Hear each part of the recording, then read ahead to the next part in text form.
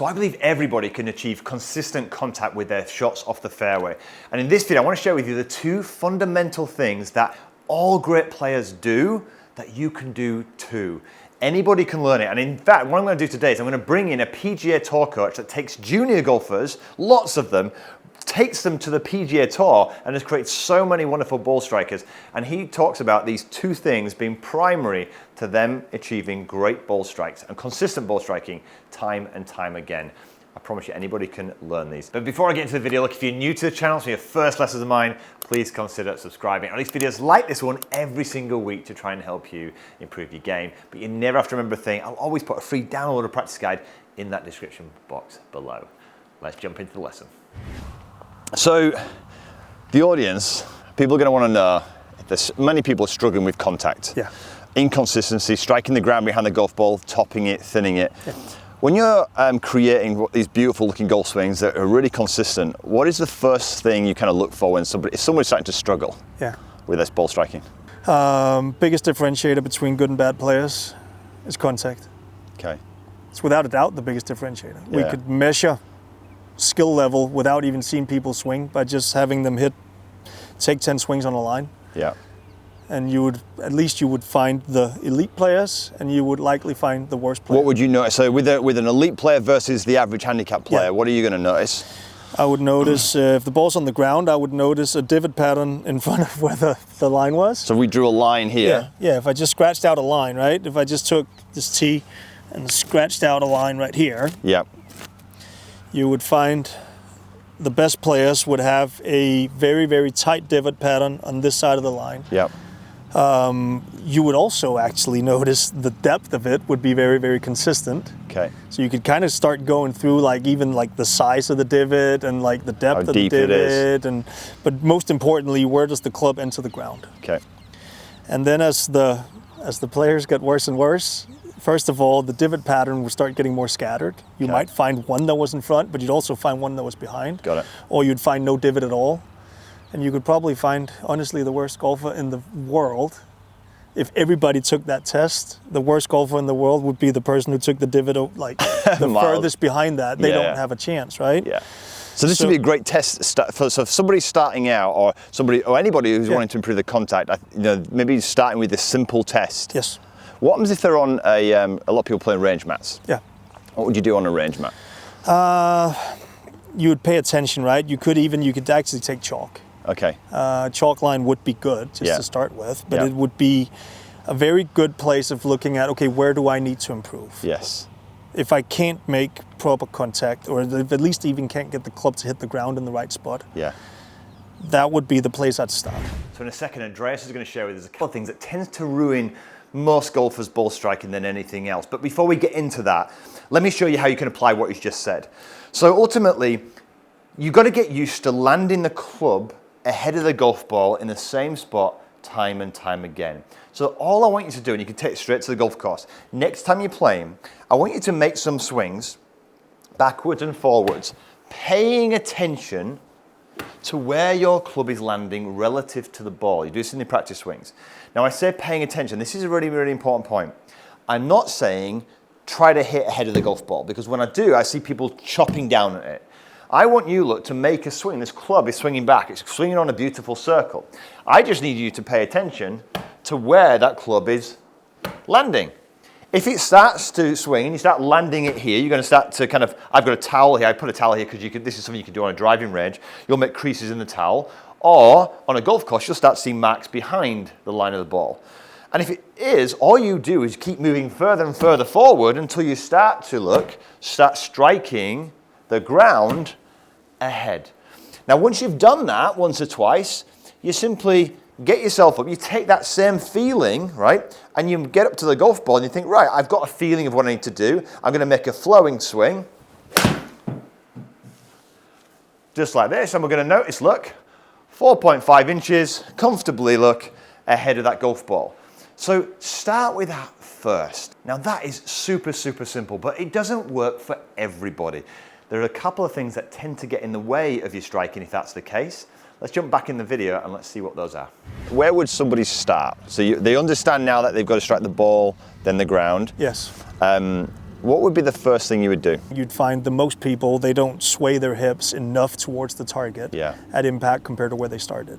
Can you give me an example of that? If I basically stand up right here, and if it says just take this line, right? If I took the center of my pelvis, the more I had that towards the target, the higher the chances are that I'm going to hit the ground for closer to the target. Yes. Whereas the more my pelvis was away from the target, the higher the chances are I'm going to hit behind, or I'm going to bottom out before the golf ball. So the pelvis has probably the highest correlation between where the club hits the ground. Got it. Where's it placed from side to side in space would be the very first thing. Absolutely.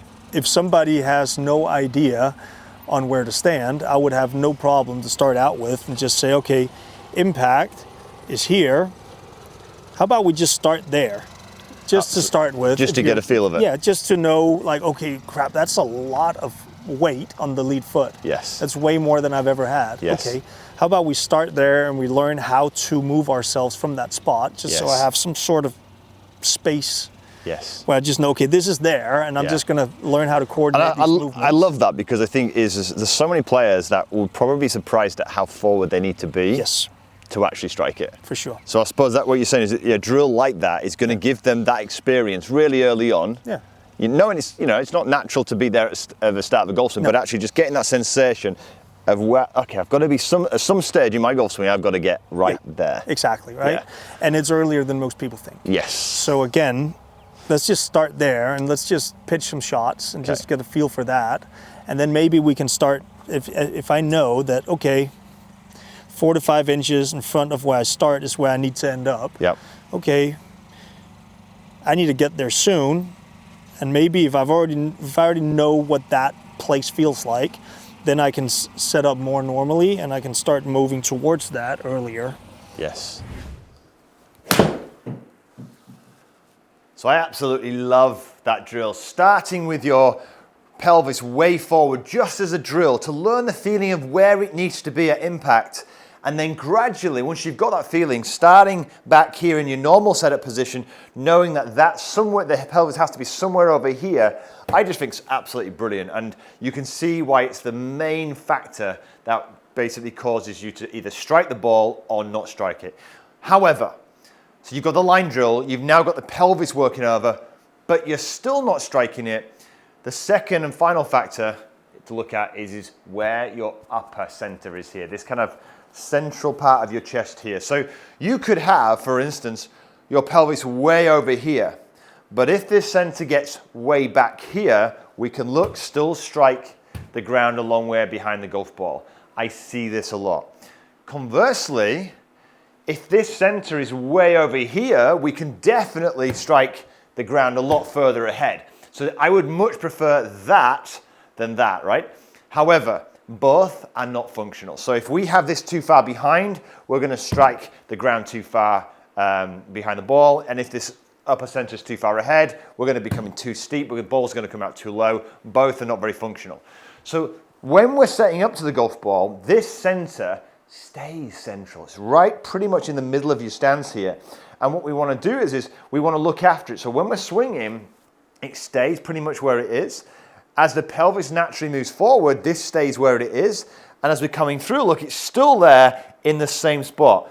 This is going to massively help your contact. It helps the stability of the swing. But how do you maintain it without thinking about it? For me, I think it's just pure concept. A lot of people, when they're making a golf swing, and I want you to watch out for this, are simply moving. They're turning and turning. They're turning to the trail side, turning to the lead side. And this just gets the body moving all over the place. The golf swing is basically a wind up. So look at this here. Look how my body's working. It's working on this angle. It's almost spiraling, look, up. When it spirals up, what happens to the center?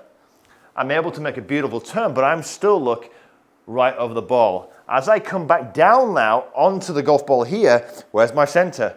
Still here. The pelvis has gone a little bit further forward. I'll get out of spit out in a second. Further forward. As I'm coming back into impact, look, I am now reversing that process. So it looks a little bit like this. 1, 2, not around and around. So as I'm winding up, I'm coming back down, and then I'm firing downwards. So as my right side fires down, my left side pulls up, and I create this motion, almost like a scissor effect. And this keeps me very, very central. All things that are beautiful for improving your strike. So just like the pelvis forward, do things like this that keep it nice and slow, nice and small to start with. We get ourselves set here. And my lead foot is pointing out about 30 degrees here. I'm going to wind up from the ground, wind up. I'm still over the ball here, coming back down to where I started, almost here. And then look, firing, pull back this way, firing through the shot. So I keep it really simple. It's just like I almost feel like it's just like a scissor effect, really. It's super, super simple. Keeps me right over the top of that ball. Hey presto. Look at that, look. 3.8 inches after the golf ball. You'll always strike it like that. So get the pelvis forward, get the body working more like this versus around and around. And what you're going to start to see is much, much more ball first contact, but more importantly, consistently landing the club in the right spot time and time again. Go and practice it. It is tricky to start with, so start small. Like the drill, get that weight forward, learn that drill, get a feel of where it should be each and every single time. You'll be amazed at how far forward you need to be to strike a really good golf shot. I hope you enjoyed this video. Huge thank you for Andreas Kelly for joining us on the channel. Look, if you want to improve your driving, check this video out right here. Andreas gives us a brilliant drill to stop anybody slicing the golf ball. Free practice plan is also down below. But until next week, have a wonderful golfing week.